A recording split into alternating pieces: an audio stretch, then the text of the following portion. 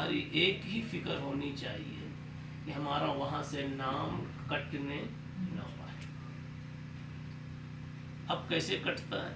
جس خوبی کی بنیاد پر اللہ والوں میں نام آیا تھا اسی کے الٹے پاؤں چلو گے تو نام کٹ جائے گا۔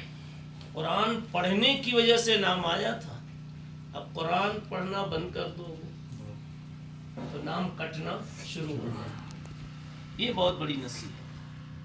قرآن کے مطابق بھی آپ کی زندگی ہے، سر پر ٹوپی ہے، ماشاءاللہ اسلامی لباس میں ہے، مسجدوں میں ہے، مدرسوں میں ہے، اچھے ماحول میں، نام آپ کا باقی ہے۔ جب آپ ان سب چیزوں کی رعایت کرنا چھوڑ دیں گے تو نام کٹنا شروع ہو جائے گا۔ اس لیے بس یہی نصیحت ہے کہ آپ کو ہمیشہ یاد رہے کہ ہمارا اندراج، ہمارا شمار ایک بہت قیمتی رجسٹر میں ہو گیا۔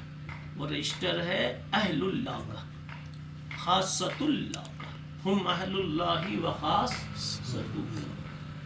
تو آپ آج کے بعد سے انشاءاللہ ہمیشہ اللہ والوں کی راہ پر چلیں گے اور قرآن کو ہمیشہ سینے سے لگائے رہیں گے اور ہمیشہ پڑھتے رہیں گے۔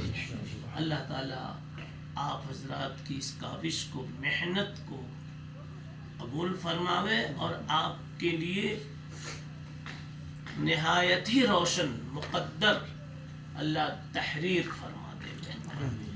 جی آپ کے والدین کو اللہ جزائے خیر عطا فرمائے، آپ کے اساتذہ کو، معاونین کو، مدرسے والوں کو، سب کو اللہ تعالی اجر عظیم سے مالا مال فرمائے۔ وآخر دعوانا اللهم صل على سيدنا اللهم لك الحمد كما انت اهل ولك الشكر كما انت اهل اللهم صل وسلم بارك على حبيبك محمد وآله وصحبه۔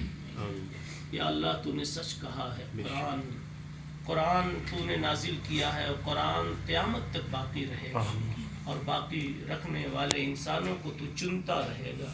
یا اللہ تو نے اپنے فضل سے ان طلبہ کا انتخاب فرمایا ہے، اے اللہ ان کو ان کی سعادت ہمیشہ باقی رکھنے کی توفیق عطا فرما، قرآن کا حق ادا کرنے کی توفیق عطا فرما۔